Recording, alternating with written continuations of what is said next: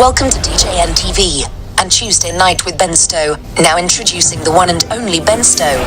Yeah, baby! Yeah. Good evening and welcome to Tuesday Night. This is Tuesday Night with Ben Stowe. You remember Ben Stowe. He's that charming one. I think they forgot. You know, Ben who? Ben, Who's this what? Ben guy? Who does he think? Wait a second. Where's Howie? Howie's the guy that usually comes on in this spot on Tuesdays here recently. So He took my spot too? well, we weren't going to say that out loud. Listen, Howie Darkstar, I want you to know, yesterday I had a conversation with my dear friend Sean Big Daddy McKee, who dutifully called to sing me birthday, as he does for everybody. But he, after taking a breath from that, he wanted me to tell you that he has been training in overtime.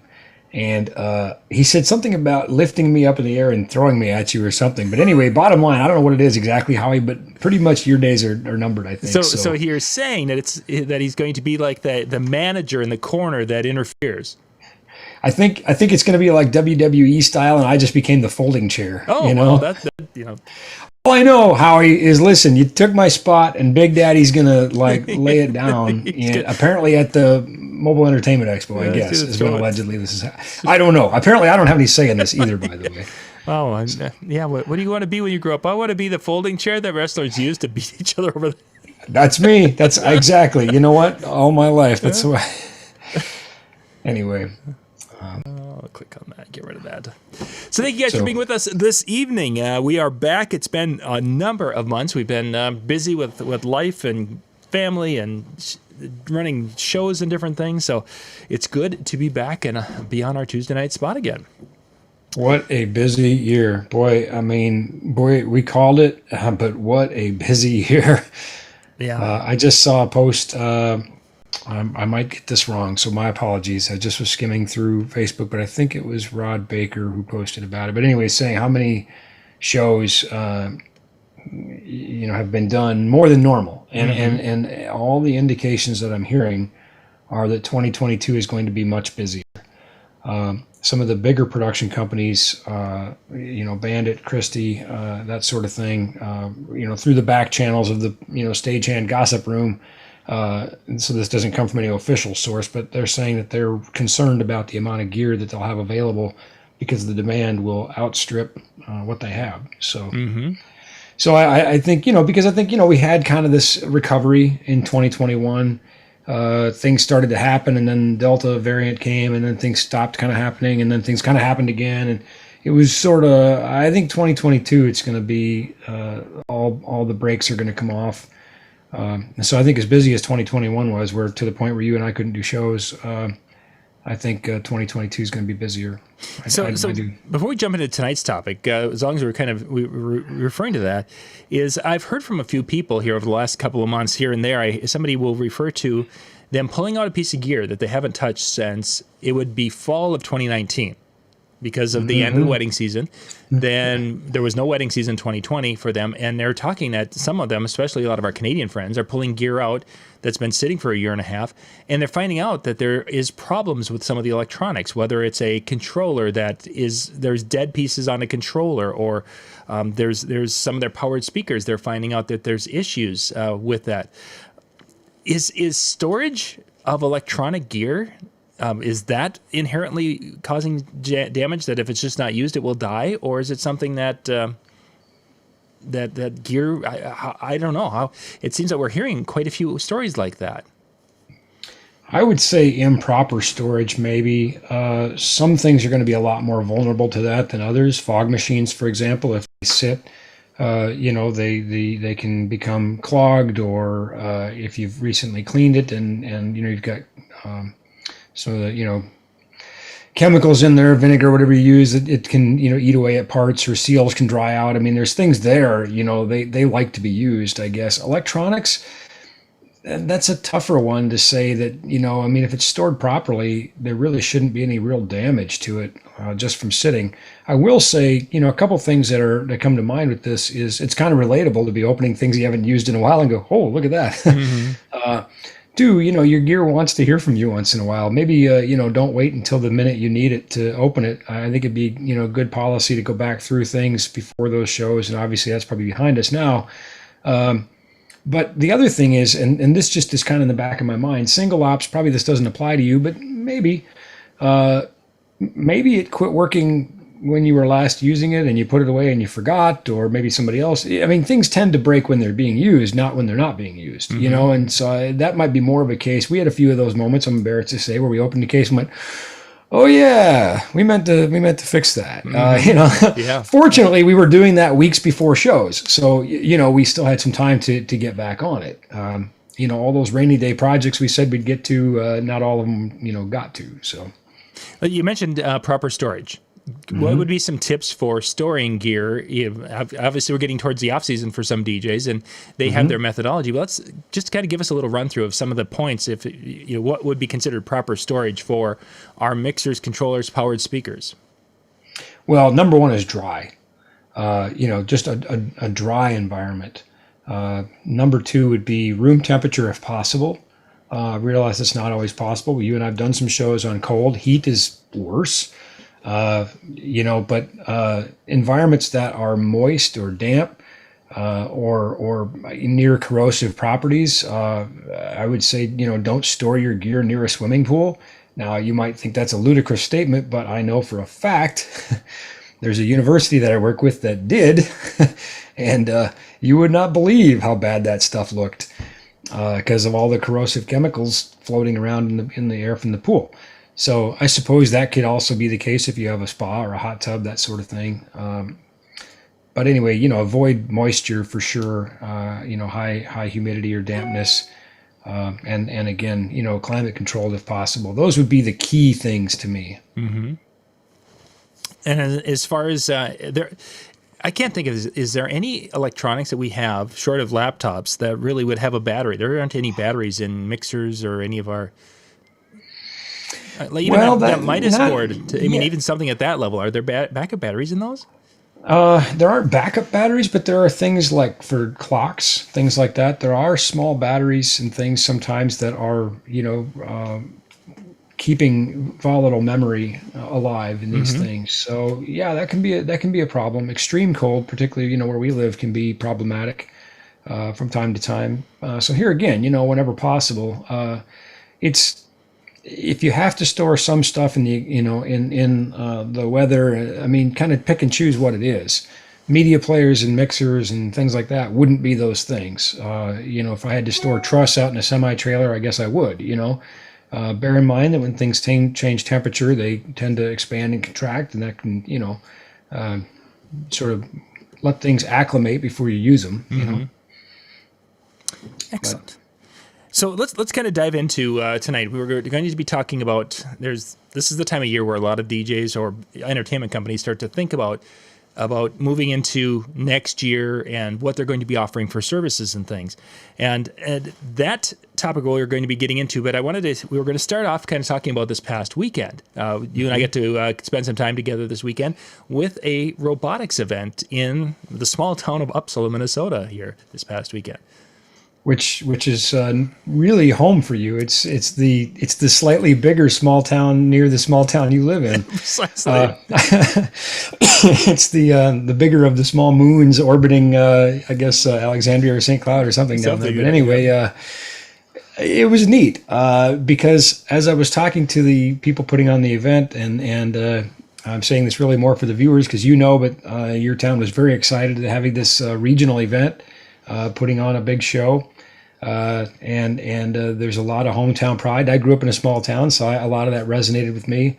And in fact, recently, as some of you follow my Facebook saw, I went and escaped back to a small town, went back to a cornfield to kind of get sort of recentered after 2 years of a pandemic.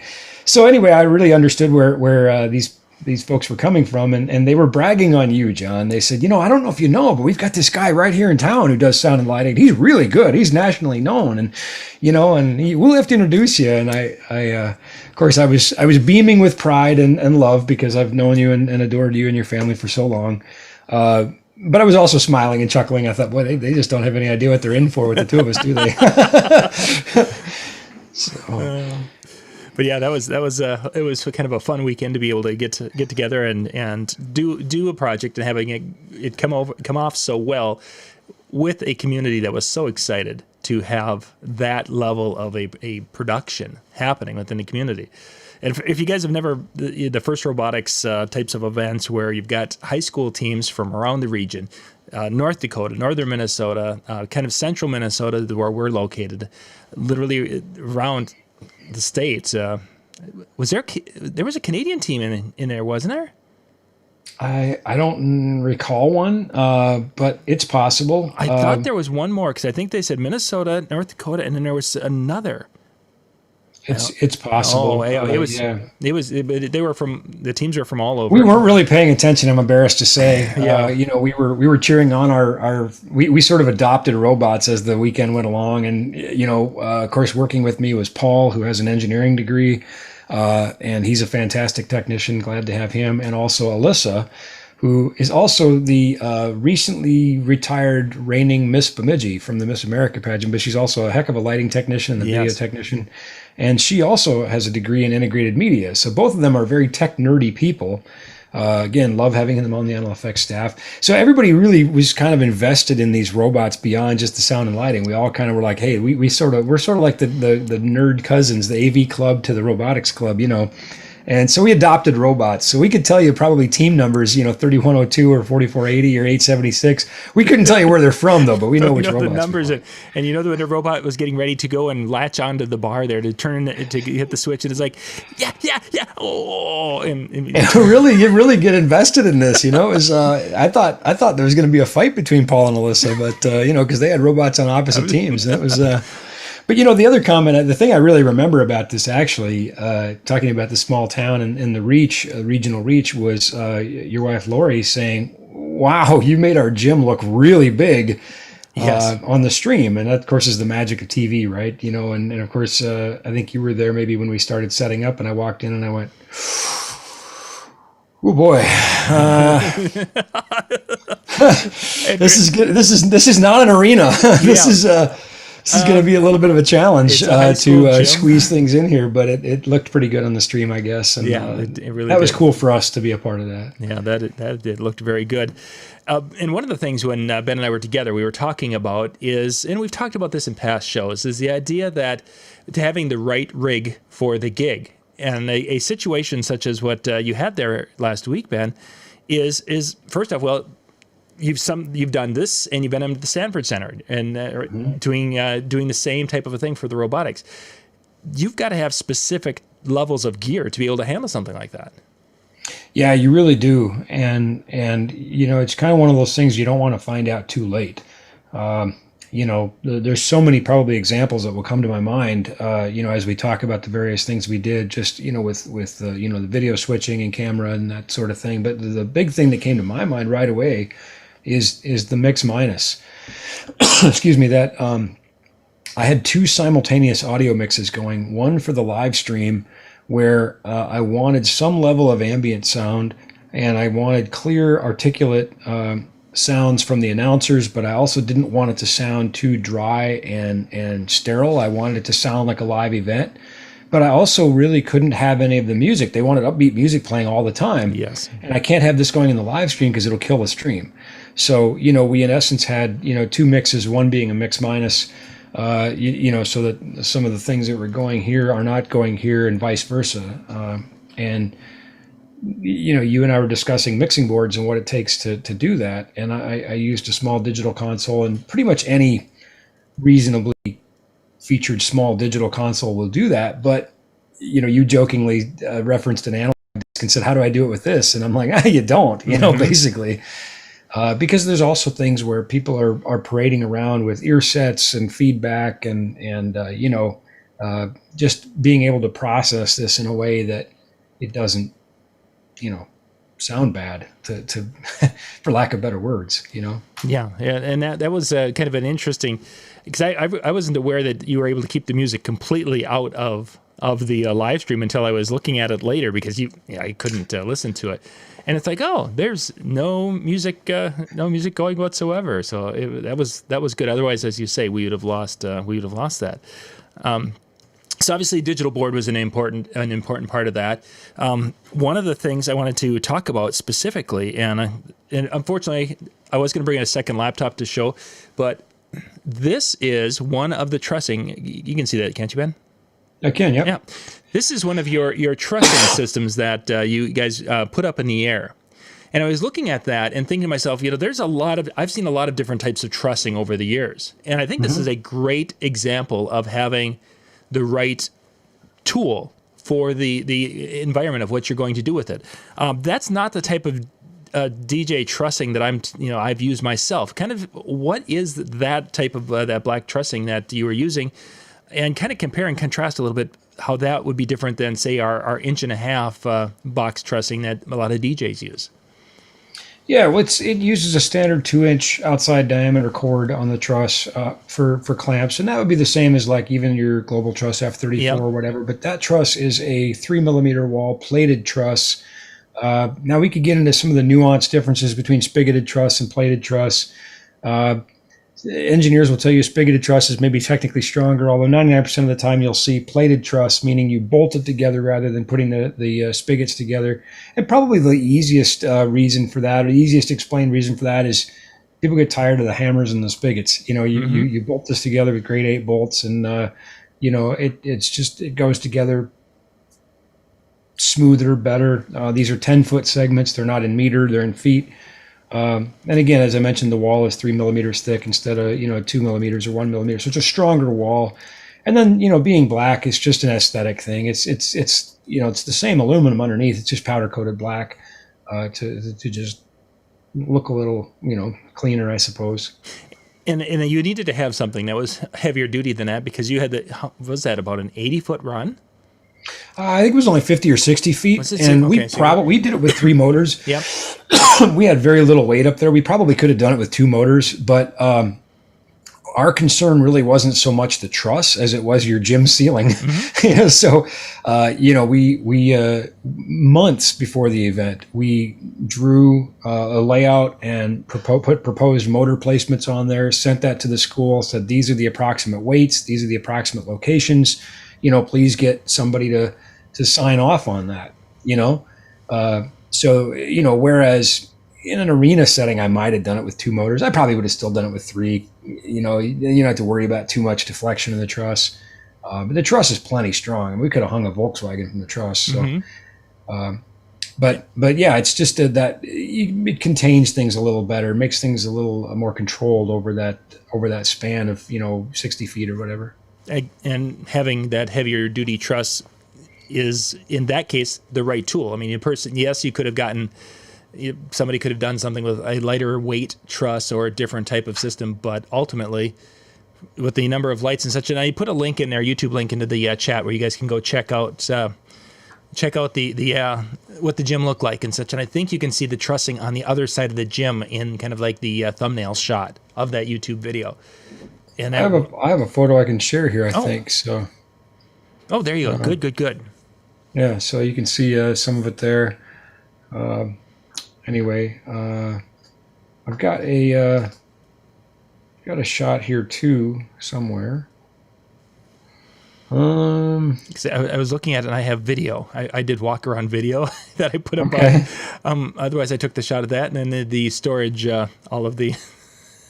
I really did not take too many pictures. I thought I would have taken more pictures. Oh, you know what? I know which one I can show you. So you mentioned, if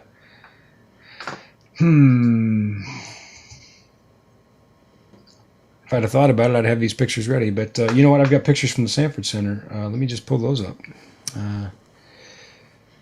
Let's see. That was earlier this year, wasn't it? Yeah, it was February, March. See how good you are.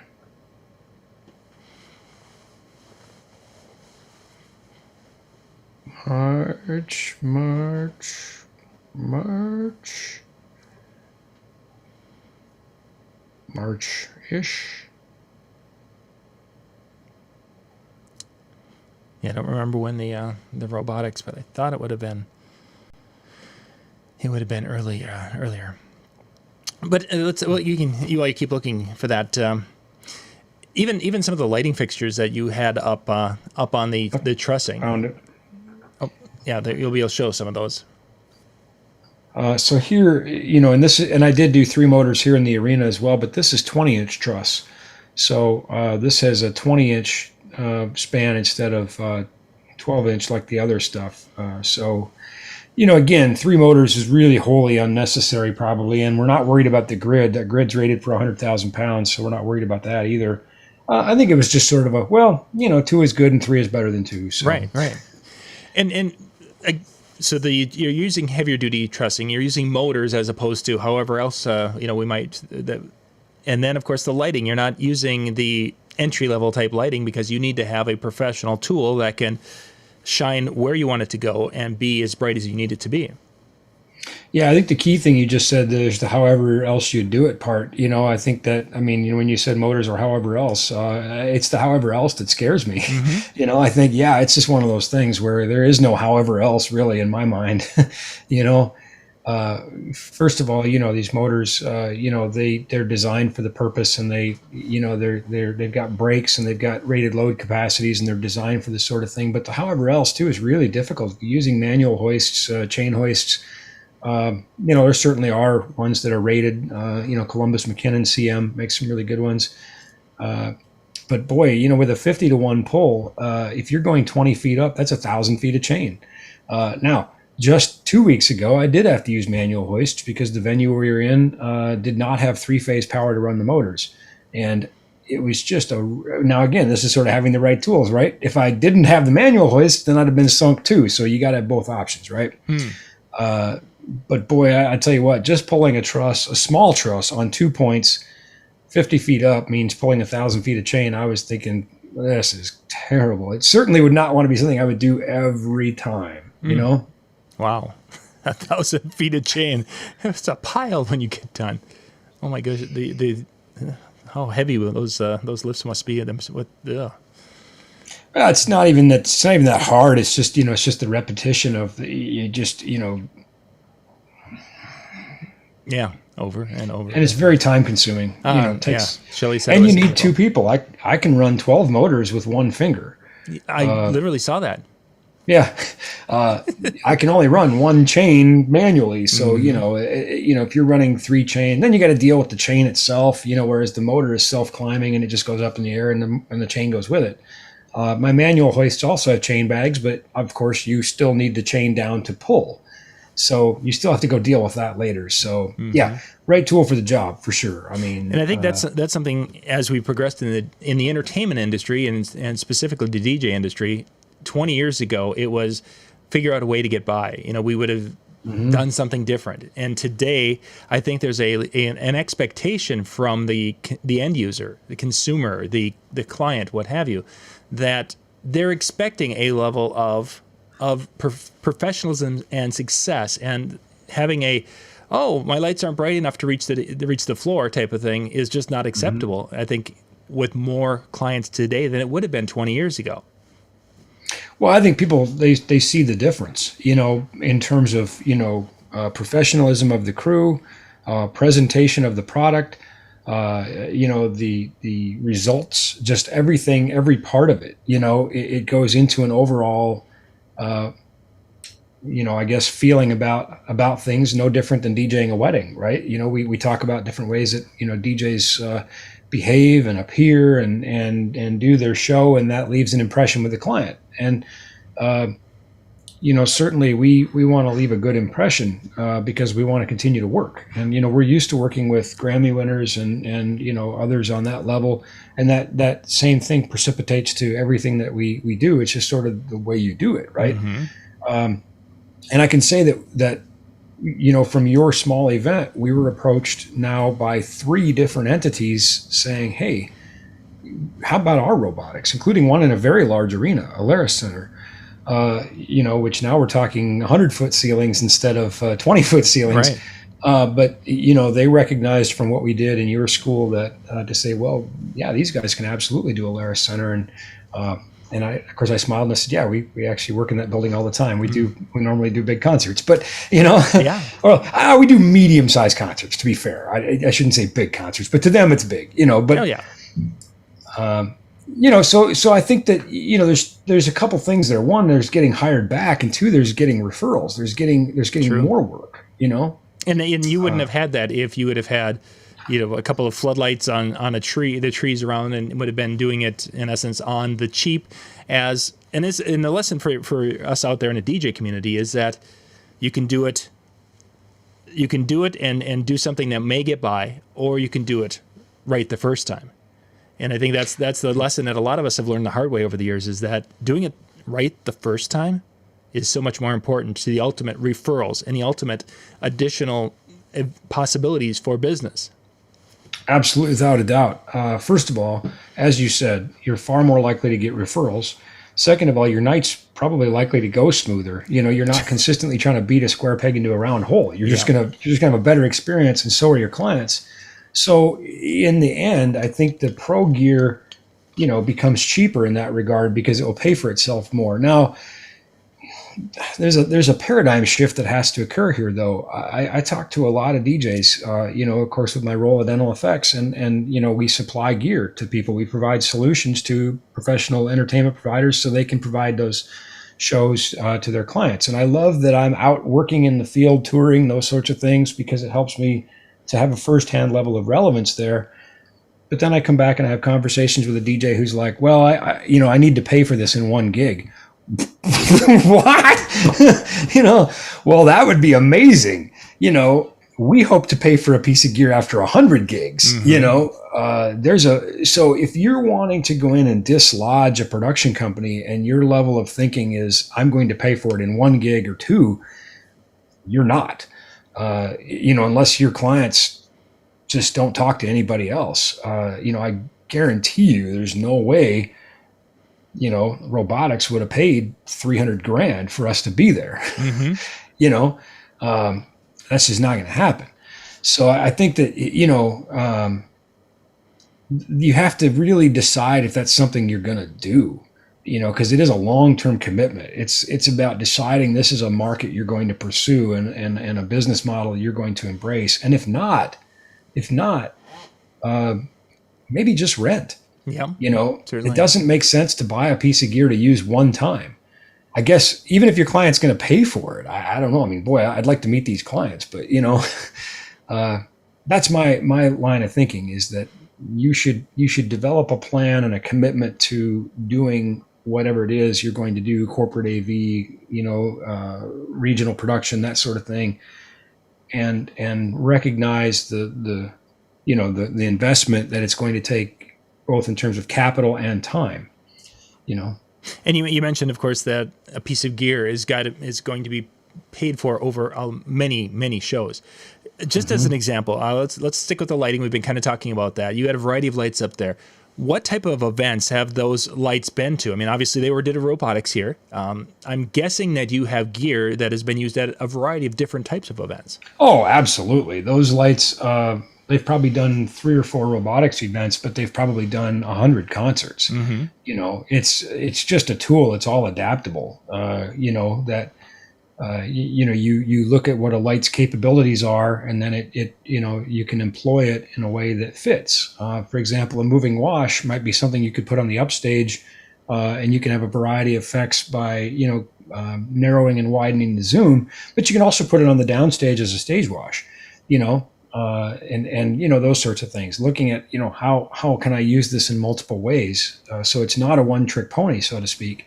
And audio, much the same way. Right. We had a couple of EKX 12Ps hanging on brackets on a truss, which sounded great and covered the audience great. I'm just consistently impressed with those things for, how this is going to come out wrong. Sorry, DJs, but for how cheap they are. I mean, we're talking about a speaker that's less than, $700, I think. And I know that's a lot of money. I'm not saying it's not, but I mean, compared to, a $1 million sound system, I'm consistently impressed with how great these little EKX sound, and the fact that I can stick them on a pole, I can use them as a monitor, I can put it on a bracket, hang it on a truss, cover some bleachers. And in fact, your own guy in Uppsala was like, how do we get some of those in our gym forever? So, because it sounded so much better than the gym system they have, Oh, for sure. but it's about thinking about those things as a Swiss Army knife of tools. Wireless mic, is it a wireless vocal for a performer? Is it for speech reinforcement? Like I said, if you're buying a piece of gear for one use and you just don't imagine any other use, I don't know if I'd buy it. I work for a company that sells gear. I'm just saying, I don't know if I'd buy something you don't think you're ever going to use again. That's silly. Find somebody else in your market that's got one and rent it from them. Sure. Win for everybody. They get a little money and you get the gig, so everybody wins. So as DJs are looking for next year, and they're going to be starting to think about, okay, well, what do I want to add? Do I want to do uplighting? Do I want to do some production, as we were talking about tonight? There was a school of thought, and it's been promoted at many DJ conventions over the years by many folks many of our friends even, and maybe we've even used the phraseology, the concept of sell it and say that you can do it, then figure out how to make it happen. And that's been kind of a common thing. And for some people, that's been their method of operation for a number of years, and it worked with reasonable success. That's changed for a lot of people, that you can't do that. Kind of talk about that just a little bit, of why I can't say, okay, I want to be doing uplights and I'm going to sell uplights and be ready to go for January type of thing. Well, I think and I do want to talk a little bit about the fake it till you make it mindset. I love it and hate it all at once, but I think right now the critical key thing is supply chain. There are so many things that are just not readily available, and we've been working very hard, and I mean very hard, to have inventory on hand. We have in stock at NLFX, we now have hundreds of wireless mics. We have certain loudspeakers. We have some lights, we have moving heads of a few different flavors, but boy, there's so many things also that are out of stock, and they're out of stock everywhere because there's parts shortage. The manufacturers maybe don't even have the parts to make them, or if they are made, they're sitting on a ship somewhere. There's no ETA. Now, what does no ETA mean? Does it mean it's never coming? No, it means nobody knows when it's coming. Yeah. And how could they not know when it's coming? Well, because it literally could float off the coast of the United States for 2 months, waiting to be unloaded, and then it could sit in a rail yard for a month, and then it could sit in a trucking depot. I mean, there's just nobody really knows. That's the thing. So I was having a conversation today with a manufacturer, and they were basically saying, well, it's not on the water, meaning it's not left Asia yet. So they're saying minimum 120 days. That's 4 months out, minimum. So, if you are selling something to the client that you don't have, that window better be pretty long, because if it's in the next few months, there's a pretty good chance you're not going to get it. So, new plan.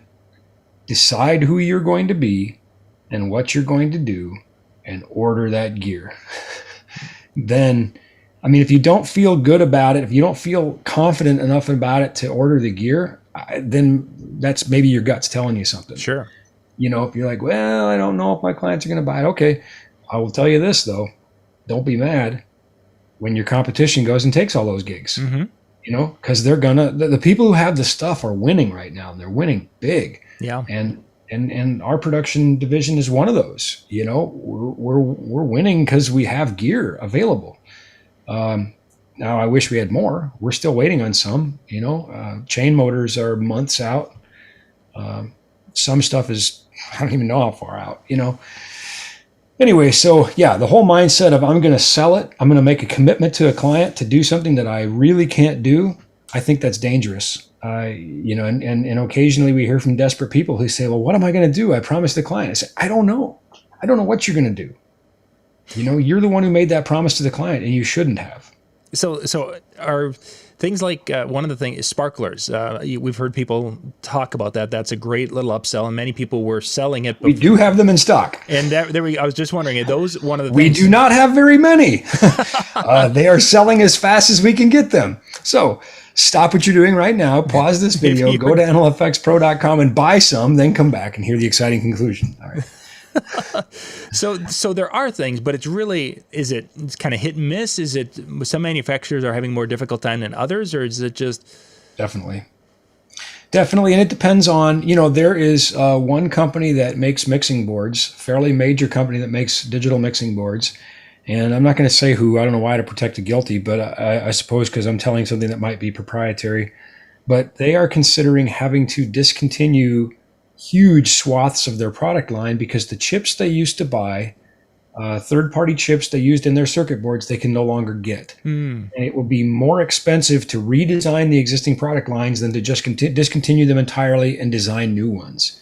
So now you're talking about a window of years, a year maybe, to figure out what's available, what you can get. And understand this, folks, it's not this company or that company. I mean, certainly, as we said, some are having a worse time than others, but, take note that Apple is delayed on shipping laptops and phones. Yeah. Ford and General Motors shut down plants. This is a big problem. This is not, a Chevet problem or we see it everywhere. Problem. Yeah, it's everybody's problem. I mean, we were just telling Ben before we went on, is Lori went up to go pick up something from the Dollar General in our town here, which for those of you who follow me, how excited we were when that came to town. Again, we were pretty small here. We were small towns on the map. You got a Dollar General. But she had went in there and she's like, the shelves are more bare. She's never seen them that open. And the employees were saying they haven't been like that since they opened, or as far as when they were just starting to stock the store. And that's because they haven't had a truck for the 3 or 4 trucks they're missing that haven't been there for a couple of weeks. It's all over, and we're going to have... And this is going to continue. This is going to continue probably into first quarter of 2022. We have manufacturers that are now giving us delivery dates when they can. And again, that's hard to do. It's a dangerous thing to try to even give a date right now. But they're telling us May, June of 2022. Yeah. Not everybody's that bad. Some are worse. So here's a plan. Obviously, the things are going to get busier as next year progresses. Plan 1, if you can buy it now, just buy it now. And if we have it in stock now, great, buy it now. Yeah, it's going to sit on your shelf for a few months. So what? You'll know you have it when you get busy again. If it makes sense now, it'll make sense then. If it makes sense then, it'll make sense now. Plus, you maybe write it off on this year's taxes. Plan 2, if it's not in stock, you can reserve one with us with no money down, no risk whatsoever. All you have to do is say, I would like this. We will place an order for it. And when it is ready to ship, we will contact you and say, it's ready to ship. Do you still want it? And if you say yes, great. You pay for it and it's yours because you haven't had to pay anything yet. And you don't have to pay anything to make a reservation. And if you don't want it, that's okay. Somebody else is waiting. Yeah, there's a list. We had a guy who had ordered about $5,000 worth of lights. Took about 2 months. They came in. He said, you know what? I've changed my priorities. I'm focusing on audio. Placed a $10,000 audio order to go with the $20,000 audio order he had already placed. Mm-hmm. And he said, I just don't need the lights and I'm sorry. I said, don't be sorry. And literally 30 minutes later, they were gone. Sure. So I said, don't worry. It's fine. So there's a risk-free way that we're trying to help you out. Just let us know what you want us to reserve for you, and we'll be happy to do that. No obligation to you. Ben, a couple of things here. The speakers were the EKX. You had the 12Ps, right? Mm-hmm. Yeah, I had the 12Ps. And I've got the same speakers, and we absolutely love those. Those are my preferred ones. The 12P over the 15 SP sub is what I did a video on that one. And yeah, you stack 2 15s below that 12, and you've got a system that hits, and it's a sharp, a nice tight hit. But it's the EKX line. Chris was asking about facades. Are facades available out there? There you can see an EKX on its. And EV sells fly brackets for them. So nice. There you can see that EKX on a fly bracket on the truss. Good. Yeah, you mentioned that. So easy and approved and rated hardware. That I wanted to talk about that with the fake it till you make it thing. Rigging isn't a place you should fake it till you make it. And I work with a lot of DJs in the region who have gigs that are maybe a little bit bigger than they want to take on, and they say, hey, can I hire you to come in? You bet.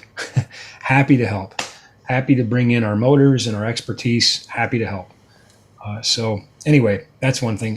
Facades, yeah, there are facades available for shipping right now. We there was over 200 of the 4-panel white Pro X facades in stock, for example. Excellent. So you mentioned, of course, that they can put money down and do that. No money down. Or no money down. Excuse me. They can reserve with no money down. Yep. For those situations, let's say I wanted to buy, and maybe I'm going to change my look and buy 10 facades and such, and we're not. You should build a wall of facades. Yeah, that would be actually really impressive. We could have had facades behind us, and that would look cool. Yeah, but it's that pipe and drape. They're somebody who wants to place an order because they want to upgrade something or they want to add it for next year, and you have it in stock, but they're looking at it like, okay, I'm getting into my cold months, and I don't have the money to put into, I don't have $10,000 to drop today. Are there options out there for folks? Absolutely. In fact, right now there's a cool promo. Literally just today I learned about this with the NLFX card, which we offer 0% financing options on, up to 48 months, 0%. And I say up to because the length of the financing determines the amount of discount we can give you. If you just finance it for 6 months, we can give you really big discounts. If you finance it for 48 months, we can't give as much because money costs money. No matter what anybody tells you, money costs money. Anyway, so it's 0% interest financing on that. And right now there's a promo that when you get approved for our card, if you spend $299 or more the same day you got the card or was approved for the card, you get $100 back on the Visa gift card. So it's like a free $100 and interest-free financing. So contact your favorite NLFX person to learn about the NLFX card. And it's a card you'll have, for whatever, forever. You can use it again and again and again. It's not like you have to reapply every time you want to buy something. Great for emergencies when you're, got something you didn't expect. You just go, hey, I need this, but please put it on my NLFX card. We also have commercial financing options, which with a single page application can do up to $100,000, which probably covers pretty much anybody watching. With financials and things, we can go up to $1 million. We have a few partners that we work with there. It's not coming out of my pocket, So yeah, we absolutely have financing options, and sometimes it makes sense just to preserve your cash flow. Certainly, yeah, and that's the winter in Minnesota. That can be a cash flow kind of hungry time for a lot of us. Yeah, we finance things absolutely. It makes sense. So sometimes it doesn't. But that's for you to decide, right? That's for you and your banker and whatever to decide. So for sure, we have the options to help. Yeah. So to kind of summarize tonight, gang, the importance, I think, of the right rig for the gig. And I think, Ben, we've used the phraseology in the past, the pain, instead of having to feel that pain of having to make the purchase and replace, you're basically having the pain just once. Buy once, cry once. Yeah, there we go. Thank you. I was just, looking for just cry the first time. It's going to hurt. It's going to hurt a little now, but it's better than the death of 1,000 cuts. And much of that gear that you saw at Robotics is 5 or 6 years old. We cried when we bought it. Anybody who's bought chain motors know they're very expensive. They're reassuringly expensive since they hold things over people's heads. But you're going to have them a long time. Lights maybe don't have quite as long a lifespan, so maybe you amortize those at a different level. But loudspeakers, they have a pretty long lifespan. So that gear is just consistently making money for us now. Excellent. And again, it comes down to a commitment and a plan. Yeah, and having that plan, and if for those who are wanting to add something for next year, creating that plan, figuring it out, getting that, as Drax like to talk about, the business plan put together of how you're going to make money with that, and investing in those things now or getting them ordered now so that you are ready to make money in your wedding season of 2022 instead of waiting till February. Say that a little louder, John, because let me say it a different way. If you wait until spring of next year, I have no idea what you're going to buy. Yep. This is the most, I hope I'm wrong. I hoped I was wrong about a lot of things before COVID, and I was right about most of the things I'd hoped I was wrong about. This is another one of them.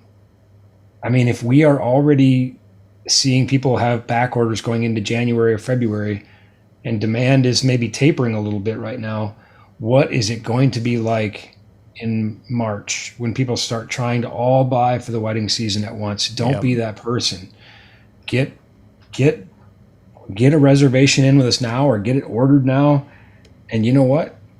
If you've got the gear, and somebody else doesn't have the gear and they make a commitment to the client they can't keep, your phone's going to ring. Mm-hmm. I just can't believe that gear is not going to make you money, or that you wouldn't be able to just turn around and sell it in a heartbeat. You know? Yeah, for sure. Paul mentioned it was on the gig. Was talking about graphics cards. He was talking about his buddy had bought a graphics card 6 years ago and sold it for more than he bought it for. Yes. Because you just can't get a graphics card. So anyway, moral of the story, not a sales pitch. Get those orders or reservations with no money down on the reservations in now, please. I'm telling you, you can play this video back in March, and I guess we'll know if I'm right or wrong. But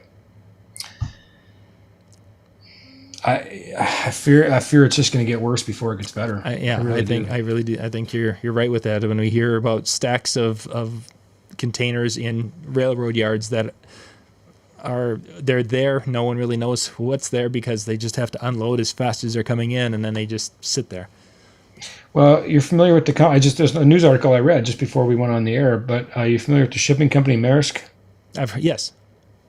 They reported the highest profit they've had in 117 years.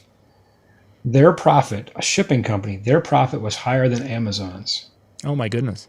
Now, this is just my own thought. Take it for what it's worth. But I thought to myself, if I was Maersk, would I be in a hurry to fix this problem that is making me record profits? What's their incentive to change it? Yeah. Honestly, and I'm not saying that they're not trying to fix it. I'm not saying they're not trying to do good things, whatever. But I mean, you kind of do have to ask yourself, what's their incentive to fix it? Yeah. So, we'll see. Yeah, I know. I can tell you this, friends. Nobody on my side of the fence is loving this. If you think we like getting yelled at all day because something's not in stock, you're wrong. We don't like it. We don't like being the bearer of bad news. We don't like trying to explain to people why there's no ETA. By the way, if some of you have been asleep for the last 2 years, we had a pandemic, killed about 700,000 people in the U.S., I think, and really messed up everything in the world. And in case you're new to all this, because I did have a person ask me today, I'm not even kidding, they said, why is this out of stock? What's going on? I'm like, you've got to be kidding me. Like, you're pulling my leg now, seriously. I realize as the president of a corporation, my job is to read, news and try to study global trends. But I mean, I think this is something my 8th graders studying in current events too, right? Like, you'd think. So just Google supply chain broken, and I'm sure you're going to get some amazing results. And you're going to find out that it's a lot bigger than me or any factory or even the United States as a country. So yeah, it's a worldwide thing. So Ben, thank you very much. We're going to have to wrap here. We're going to put in the chats the link. Howie's going to be coming up next. I think Howie and Jay are on tonight in the chill room, djntv.com/chill. The guys are going to be going and doing their weekly recording. I usually talk music on Tuesday nights, and whatever the guys are up to this evening, they'll be doing the recording first, and then they'll open things up, and people can come in and turn on their cameras and microphones and have a kind of a hallway chat for the rest of the evening and have some fun with that. And they've been having some great crowds and great time with that. So you guys good. Well, if you're in that, be sure to tell Howie. Let him know. On notice. Howie was with us at the beginning, so he's probably good. I'm guessing that Howie's out probably, getting his vitamins and maybe finding. Yeah, he's probably slugging a glass of raw eggs and hitting the gym. Because I'll tell you what, Big Daddy's not somebody you mess with. They don't call him Big Daddy for no reason. If you watch his kickboxing videos. So you know what, Howie Darkstar, you may have bested me the last time we were in Vegas, but I'm bringing Big Brother, Big Daddy right now. So you'll have some fun with that. Once again, thank you guys for being with us with the Tuesday night with Ben Stowe, and we will see you next Monday night. But then we'll be back next Tuesday night with Ben. Thanks, everybody. Bye bye.